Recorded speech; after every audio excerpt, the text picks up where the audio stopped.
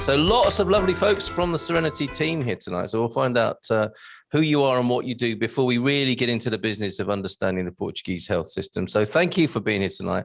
This is the webinar, Portugal Calling webinar, Understanding and Using the Portuguese Health System. Let's go through it step by step in a way that people who aren't here yet can begin to understand how it works and get the best from it. And you may be reassured to know we also have Nuno Mendes here tonight from Winsurance, who's a vital part of how we understand and connect with Portuguese health insurance. So, Michael, so with people who know who they're dealing with tonight and Serenity, could you just tell us briefly who you are and what you do as a company? Yes. Well, we established Serenity around a year and a half ago with one objective in mind. We aim to provide solutions for people that finding the Portuguese healthcare system as a complex one and a bit insufficient. We all know that the Portuguese system is quite well positioned in the world in terms of quality, in terms of knowledge, in terms of technology. Unfortunately, there are quite a line of unmet needs when you're using the healthcare system in Portugal, specifically the public one, but as well the private one. It's all about navigating through the system. It's all about finding the right physician at the right time, the physician that would speak your language, that will understand, that will work with your insurance, that will receive you in a shorter time than the average waiting time when it comes to the public system. And Serenity does all of that in terms of our major product that we're going to talk a little bit about today, which is case management. On top of that, we provide solutions to other unmet needs as home care, physiotherapy, online consultations, and so on and so forth. If really just recapping it quickly to allow this webinar to start, specifically for expats, when it comes to healthcare, I always say it, and I will say it at the beginning and at the end of this webinar. Guys and folks, the only number that you would need to remember when it comes to healthcare in Portugal is Serenity's number. And this is except for one single case, and this is a true emergency. You've been involved in an accident, or somebody really is in an emergency situation. Don't call us, please call an ambulance, because we're not a substitute to ambulance. All the rest of the cases, call us. Those very nice case managers are not only nice people, they're professionals, they're medical professionals. They know their job. They will lead you through whatever pathway that you might need. This is it. Superb. Well, I'm glad you mentioned that. Yes, it's a good reminder. If you do need the emergency services, and that's the primary number to call, obviously, in an emergency situation, is 112 over here in Portugal. So good call on that, Michael. And then somebody's already asking. Thank you, Terrell. Yes, we've cleared that up now. So 112. And for you, Julie, who's here, maybe for the first time, for those of us who can't be for the whole call, how do we contact you? So I will leave that to the Serenity team to make sure that's in the chat as well. So looking at it from the other side of the water, as many people on the call tonight will be doing. If you're doing a D7 visa, obviously you're going to need your health insurance aspect of that. But once you get here, what are the step-by-step instructions, Michael, for getting involved with engaging with the health service here? Which I think you made a good call earlier on. It ranks very highly in the world, certainly in Europe and across the world. But how do people access it as a new resident here in Portugal? All right. So the most important thing is to remember that Portugal has two, in a way, parallel systems. The first one, the national healthcare system, the public healthcare system, is available for everyone practically immediately upon stepping on Portuguese grounds. I mean, and I address people that have already their D7s or whatever visas, because as soon as you're a legal resident in Portugal, you're entitled by law to any service in the Portuguese national healthcare system. That means that if something bad happens, if you need to get to an emergency of a public hospital, you will never be kicked out. This is very, very important to remember. And yet, if you really want to follow like step by step and do everything necessary to be duly registered and be entitled to all the services, not only mentioning emergency. The next step is to get your SNS number. Mm-hmm. Many people tend to think that SNS number is accessible only when you have your plastic card, only when you have your resident card, which is true, but not the whole truth. The whole truth is that with a little bit of insisting and a little bit of speaking nicely to a clerk in your posto de saúde, in your community healthcare center, you're practically entitled to have your SNS number even prior to having your plastic resident card. Because again, you're a legal resident in Portugal. What you will need for it is your NIF. You know that nothing happens in Portugal without your NIF. So you will need your NIF. Yes. You will need a copy of your passport. You will need a copy of your visa. You will probably need your invitation for the appointment in CEF. Mm-hmm. And actually, one of the most important things, you will need a proof of your address, because you go to your posto de saúde, your community healthcare center that actually you belong to by the power of your residence address. Mm-hmm. Bringing all of that to the clerk, you say, "Hi, hello, I'm a new resident here." Hopefully they will speak English. And if they don't, we can help you with that. But bring all the documentations, and in theory and practice, you should be able to receive your SNS number. That takes from a couple of days to a couple of months. And this is where I mentioned the issue of having a bit of a luck with whom you're yes. dealing on the other side of the counter. Okay, yes.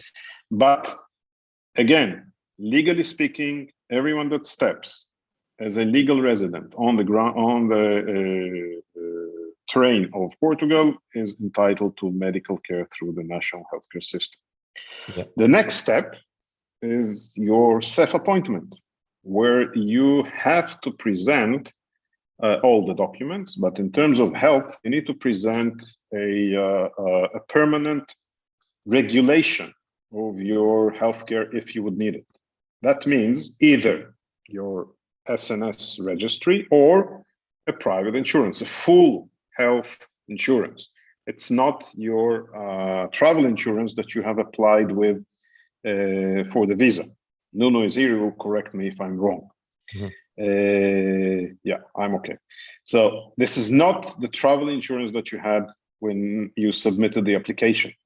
Okay, it's a permanent private health insurance, or again, your full registration with the SNS.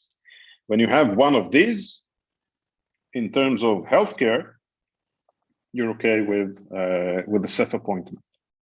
Okay, so these are the legal necessary things to be able to be eligible for care, either through the public healthcare system or the private healthcare system, private insurance subsystem in a way, because please remember, if you just want to use the private healthcare system in Portugal, they would happily accept your cash money or your credit card. So, I mean, the health insurance only gets you through CEF, but then, of course, if you didn't have health insurance, you wanted to cancel it, you don't want to pay for it anymore at whatever stage, or you had the SNS already fully done, you have your SNS number for your CEF insurance, for your CEF, encounter, and then afterwards you would like to go privately to one of the hospitals, one of the clinics, they will, of course, again, happily accept cash. Yeah. Okay. Can I just rewind a little bit there? Because you mentioned the NIF number, and we did a video on this a long time ago. And there are three acronyms to be aware of, or abbreviations. And the one that we haven't talked about, and you don't need here, but I'm mentioning it just, to clarify these three different kinds. The NIF number, without which nothing much happens in Portugal. That's your tax code, the NIF number, the NIF. Contribuinte, it might also be known as when you're in a shopping or retail situation. There is the SNS number, but that's also known as the utente number, isn't it, from time to time? Yeah, número do utente. numero de utente, or for short utent, and then there's the NIS number, not to be confused with a NIF, which is the social security number. So there is a distinction to be made there. But the one we're talking about, the all important health number, utent, is the SNS. Just to clarify on that. Okay, so we and thank you for your question, Jeff. Any other questions? I mean, we want to help you understand how to use the system, so your questions are vital in the chat there. So thank you for that one, Jeff. We'll come to that in just a moment. So I think it would be good then. You mentioned there about no private health provider is going to turn you away if you want to use their services, and people will be wondering. So okay, well, why would I use private health? Why wouldn't I just go with public? Can you give us some observations and insight into the relative merits of the public health system and private health insurance covered health here? Absolutely. So let's talk about the system as it is built. Again, I will repeat, and there are no doubts that the quality of the system when it works is pretty high. Portugal is ranked in terms of healthcare like 12 or 15, somewhere in the second 10 in the world in terms of quality of care. That means that any physician that you will meet in the public sector or private, actually practically they're the same physicians because they work in both sides.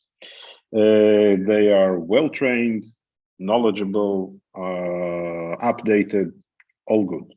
Yeah. The thing with the public healthcare system that is pretty overwhelmed, and there are some numbers that are absolutely on the open. It's not something that I have for sure invented, nor you have to dig deep to find it. It's all over the net. There are more than 1 million Portuguese that, although they, at the moment that they are born, they have SNS number, they don't have a GP, a general practitioner, a family doctor to treat them and their families. They just don't have an access to it, just because, again, the system is a bit overwhelmed. If you want to see a specialist through the public system, the average waiting period, this is a formal report of 2019. I haven't seen later on because of COVID, it was all very, very much delayed, but the last prior to COVID report says that the average waiting time for a specialist in the public system is 83 days. This is average. When if you are defined as a non-urgent patient, non-urgent medically patient, you can wait up to 120, 130 days. Now, non-urgent, in our eyes, in my eyes as a physician, might be, a painful knee of somebody who is 70-year-old person. And this is not urgent because it's not life-threatening. And, so non-urgent for me becomes totally different type of problem to somebody who suffers from a daily pain and can't sleep at night because he has osteopathic changes, and he will need, with time, a total knee replacement. So, waiting 120 days for an orthopedic surgeon of the public hospital is sometimes not exactly nice. The same goes for other specialties. The same goes with a very long waiting periods for elective surgeries, and on and so forth. We do have to remember, though, that within the public sector, there are specific centers of excellence. As an example, cancer treatment, complex cancer treatment, for sure, hemato-oncology, organ transplantations and whatever will be forever done in the public sector, much better, with all due respect, than in the private sector, because those hospitals are much better equipped, much better prepared.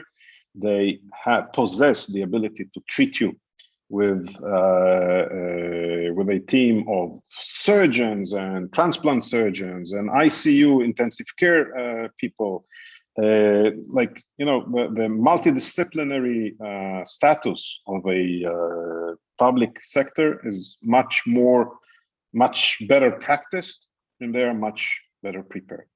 Yeah. And yet, fortunately for all of us, actually, we don't spend our life or we do not usually practice to go and be hospitalized all the time for a liver transplant or for a total knee replacement.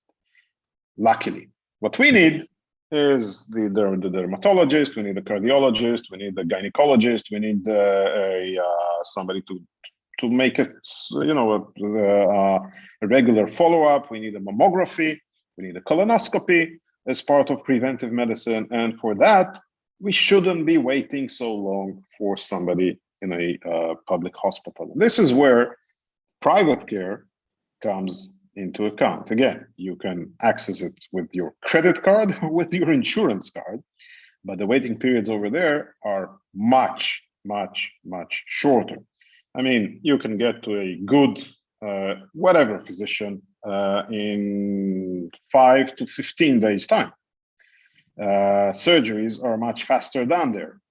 You need a procedure, you need an imaging study, you do it from today to tomorrow. You just have to know what to look for and to look for the proper physician. Otherwise, it's much more accessible. In many times, it's, well, you know what, in the vast majority of times, it's faster. And in certain situations, you will be better treated. I'm saying, and I'm on purpose saying that carefully, in terms of client experience, you get good client experience in both ways. I mean, in the public or in the private, and at the same time, you might have a terrible client experience in both. So yes, yeah, indeed. Yeah. Well, thank you for that. And we'll come to why it's useful to work with case management. I mean, obviously, there are a few reasons for that, aren't they? That come straight to mind. Obviously, the language barrier and being new in the country. You don't know what you're doing. It's, you know, you're in the hands of health professionals, and you may well need help in a new environment and with the language barrier. So we'll come back to that. Just very quickly then, just to reiterate, Jeff, who asked, what happens if someone is taken in Portugal and they don't have private healthcare and they don't qualify for the national health system? In the UK, we seem to treat any and everyone and don't worry about getting payment. What does the Portuguese government do? Pretty much the same as in the UK there. So as Michael said, you will not be refused care. You know, if you find yourself in an emergency situation and you go into you know, our family has first-hand experience of this. If you find yourself in a difficult situation, people will be very helpful, and you will be admitted into the public system here. So that's not a problem, Jeff. And the same, you know, the insecurity that I think has come about in the United States, you know, where you feel like even if you're at death's door, you have to reach for your credit card. It's not like that here in Portugal at all. It will be people first, health first, and then those formalities will be sorted out afterwards, but you won't be refused treatment over here. And I think we've got to the bottom of all the acronyms and abbreviations. Thanks for everybody's help on that. Anna, that's great. Hopefully that has been useful. And thank you, Estenia, for that as well. So yes, coming here, the language barrier. Being new, the case for case management is a good one. Being able to ring somebody up who is on your side is going to be a whole lot easier than the rocking up, especially when you're not feeling very well in a hospital. Was that your inspiration, Michael, to start Serenity and be there to help people out in these difficult situations?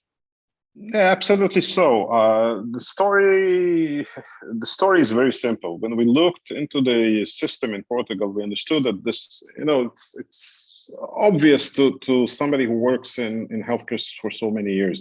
You have, on one hand, very, very good resources, like the physicians, like the nurses, like the equipment. In theory, it should work fine. But then when you look at what the people get from the system, you find quite a large number of lacunes. And there's something missing in between that in practice can be relatively, it's not like a miracle, it's not a magic, but it can be relatively easily solved. What do you need to solve this, or to bridge the gap, is a simple service that would understand the patient, know his needs, know his background, and understand the solutions. but the proper solution, the proper tailor-made, personalized solutions. And you just need to put the thread in the needle in the right time, in the right place. And this is what case management is doing. In Portugal, we're doing a little bit more than that, because as you mentioned, there's this language barrier, there's a little bit of culture barrier, there's a little bit of misunderstanding. There's a lot of people that are coming to Portugal, changing their environment, changing the culture, but bringing with them a little bit of a background of healthcare. And here we are, just to help you pass through this change of yours as friction-free as possible. And I think it has a value. And we actually really enjoy helping people, because with a little bit of care, or a lot of care, a lot of attention, we suddenly turn an unbridgeable obstacle or whatever, or a huge gap or a big wall into something that is easily solved. You just call Sophia or Taina and they will solve it for you. Yeah. And I'd like to, I mean, this is, you're quite new into this. I think it's a great sort of entrepreneurial adventure as much as anything else. And you're meeting a real need among people. What have you been surprised to find out from expats coming in? And incidentally, you can be Portuguese and use this service. It's not just for expats. So anyone, Portuguese people might find it really helpful as well, or expats who've been here for a long time. But for people coming in, always when you start a business, you find out things you didn't know. What are the surprises been, Michael, in bridging the gap between new arrivals and the health service? There are so many. All right. No, first I was surprised with the fact that, surprised and happy in a way, because we can solve it easily. I was surprised with the fact that people tend to have all their information from a huge amount of resources of disinformation. With all due respect, I know that we all, in a way, live from social media. We live from Facebook, we live from forums and whatever. But the thing is that sometimes you might choose the wrong forum, and you might have, for a single question, 55 different answers, and then you just pick what you like more. But it doesn't necessarily mean that this is the right one. This is one thing that I was surprised with the tremendous amount of information that is not necessarily true each and every time. And by the way, I have to tell you that we are collaborating with you guys from Expats Portugal, because we found that each and every item on your platform is credible. So cheers for that, really. No, thank you. This is one. And specifically, by the way, when it comes to healthcare, you find so many different answers and like real questions with answers that you look at it and you say, I don't know where did that come from. That surprises me. Another thing that I think that we found surprising is the fact that, and surprising and a bit negatively surprising. Specifically when we talk about expats coming from the States, I think that they are a bit enthusiastic, or maybe I'm using the wrong word. They're very happy with the costs of living in Portugal, among which are the very cheap costs of insurances, as an example, health insurance. So everybody is keen on buying the first insurance that they find, because they know they need it. And then somebody provides them with a proposal of health insurance for 30 euros. They say, whoa, this is a miracle. I was paying, I don't know what, $1,500 per month in the States, and here I have it so cheap. I'll buy it immediately. They buy it, and they think they have a health insurance. I think that Nuno will support me on that. They think they bought the health insurance. Everybody's happy. I paid only 30 euros. By the way, they then spread it over the Facebook groups and whatever. Everybody's happy. Let's buy insurances for 30 euros. Yes. And then when you bought it and you want to use it, only then you discover that you bought something else. Yeah. You bought a discount card, you bought an insurance that doesn't cover anything, you bought an insurance in which you have 50% copayment, you bought something else.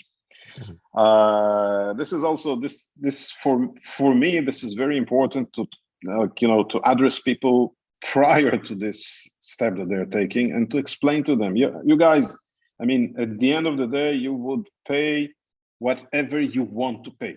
You want to pay 5 euros or 500 euros, this is totally your business. The only thing that we will be happy to do is to explain to you, what did you just buy? And if you're okay with that, we're okay with that as well. Yeah. But at least understand. Don't be surprised when you come to a hospital, you pull out the plastic card out of your pocket and they say, okay, sir, this is not an insurance. You have 30% discount on our price list. But but I bought an insurance. Yeah, it happens, doesn't it? It could be very disappointing at that stage. So know what you're getting into, and Nuno and obviously Michael and the team can help you with understanding what you've purchased. And this is definitely a pitfall, and one, thank you for bringing that up, because I did that myself. You open a bank account in Portugal, and the staff are trained, incentivized, I believe, to sell you health insurance. And it seems nice and convenient, doesn't it? You're through that first hurdle of opening a bank account, and you've signed the paperwork 28 times, and it's like you've gone through a real milestone of establishing yourself in Portugal. And then they say, would you like some health insurance with that? I said, well, okay, yeah, that will save me shopping around. And you do have to be very careful what you've signed up for, as I have discovered. And some of the cheaper insurances do give you an English speaking helpline, which when you're stressed is quite a useful thing. But the devil definitely is in the detail.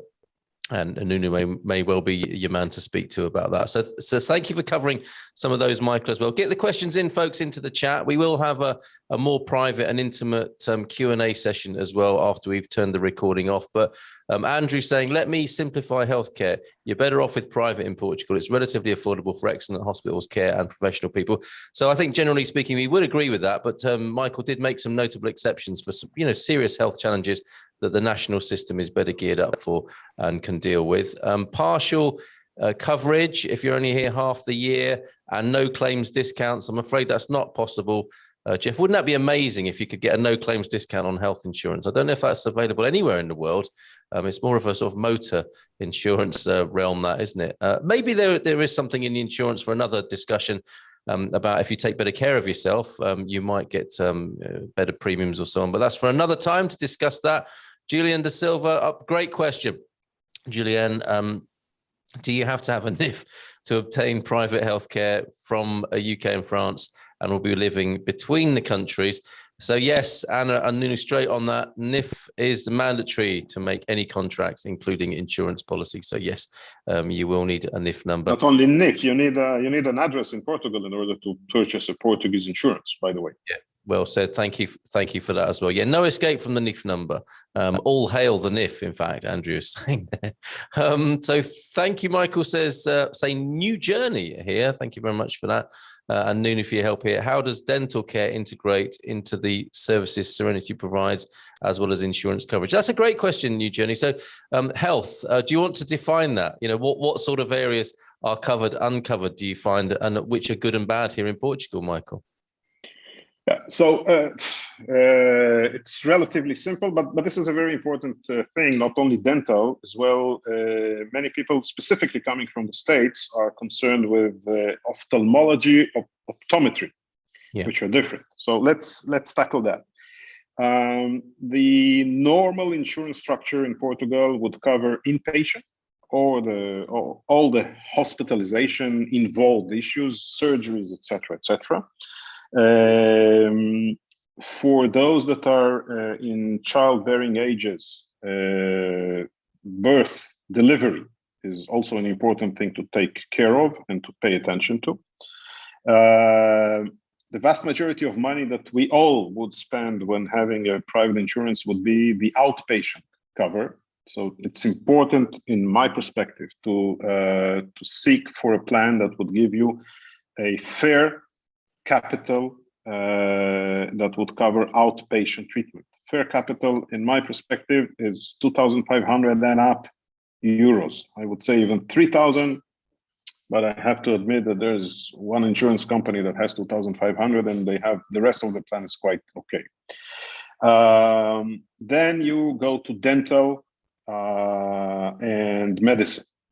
Dental normally covered by the general health plans with relatively low capitals. I think that the highest that I've seen is up to 1,000 euros, which would not be enough if you're into wide dental treatment. It will normally cover your routines, cleaning, filling, maybe an emergency in a case or two, but that's it.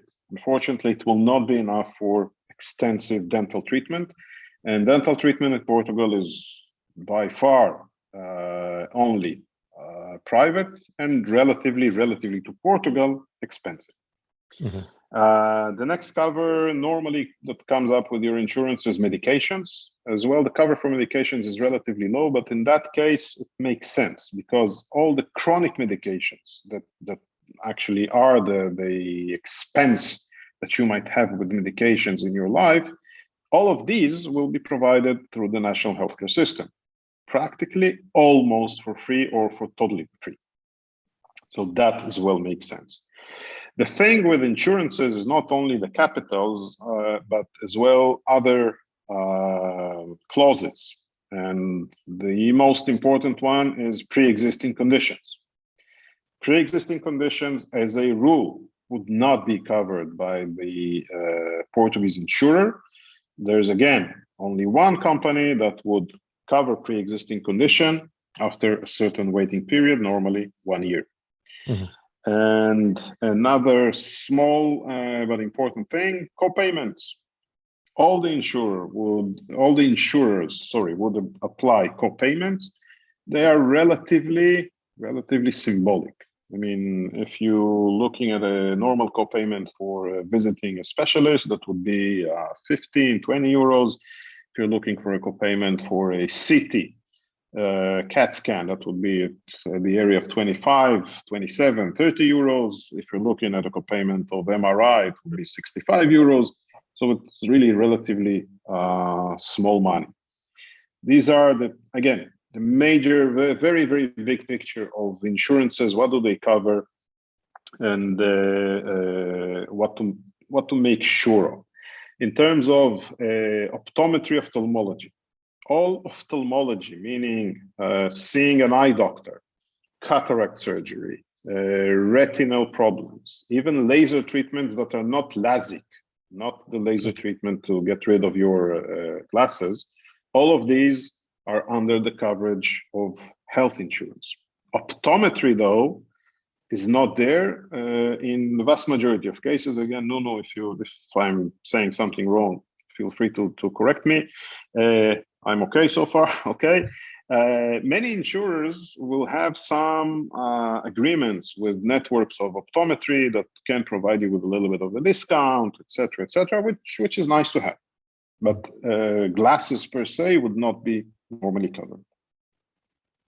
Great. Okay. Thank you very much for all of that. There will be a chance to ask specific questions after we've ended the recording. Thank you, Terrell, for your lovely feedback. Commenting on us as a community and how you've been helped there. That's fantastic. Anna makes the point when it comes to buying health insurance from banks, would you want to open a bank account through an insurance agent? Well, that's another way of looking at it that I think is quite helpful. Also, Bruce, thank you for this. And this leads us on to the sharing of information, which I think is quite a useful topic that we've discussed before, Michael.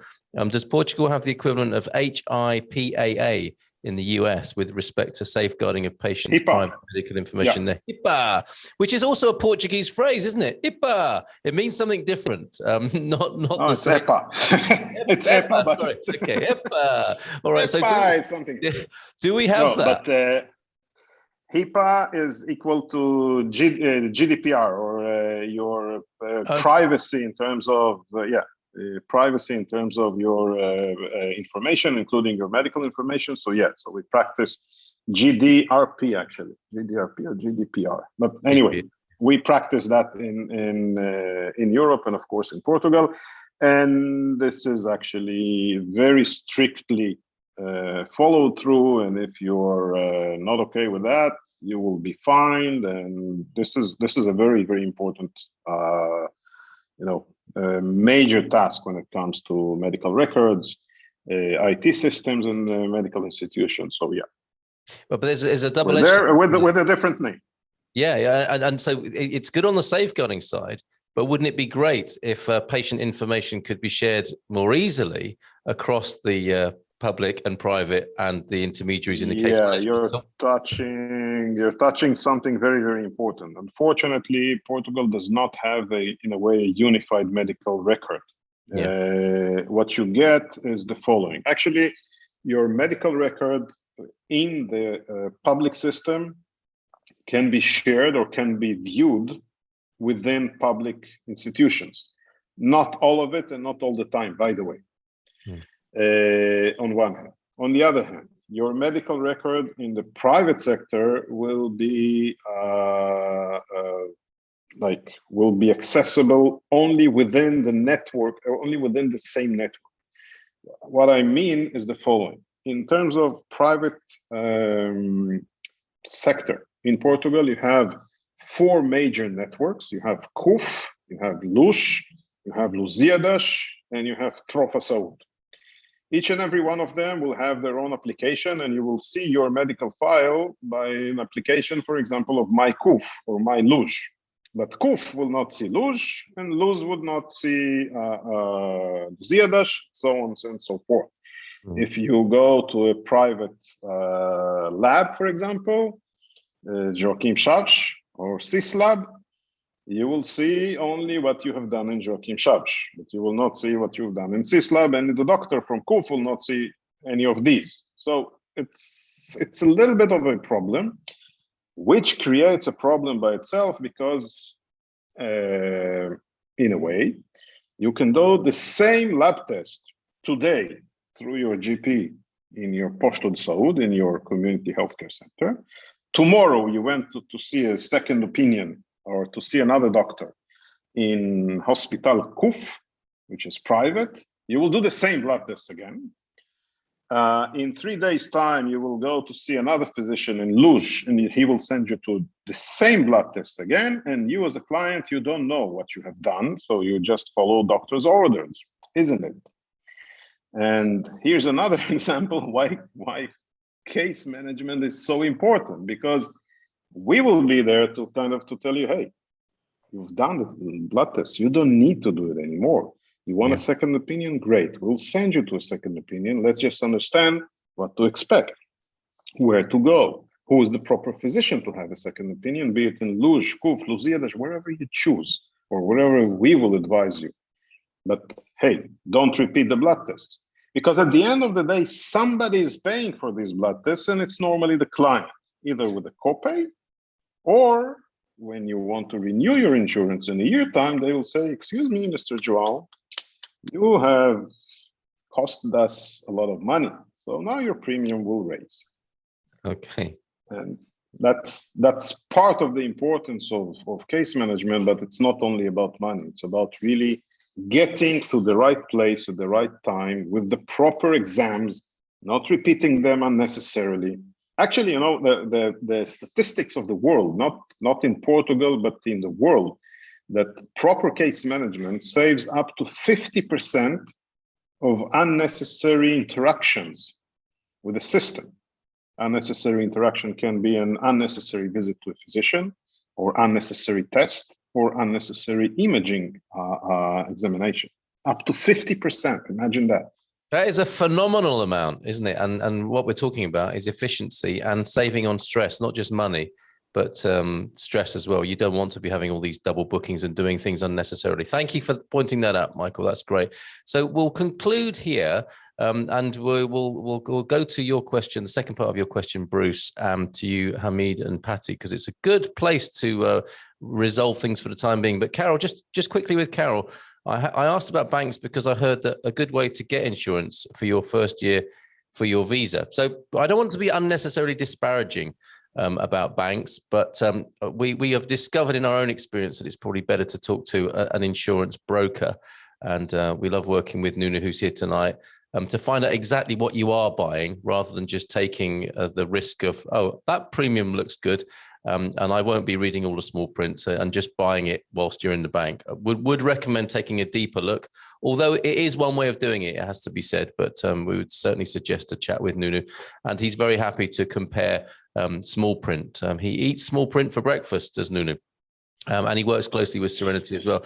So that brings us then to Bruce. Does the Serenity service have any medical professionals on staff to help with figuring out the case management? And Hamid and Patty, so can Serenity review our insurance plans before we sign up? Or is that what insurance does? I'm not clear what Serenity's offering is. So let's clear that right up now. Let's make it clear for everybody. You are case management, and you do have medical professionals on board, and you are the interface between the client and the health system, whether it be public or private. Have I nailed it there, Michael?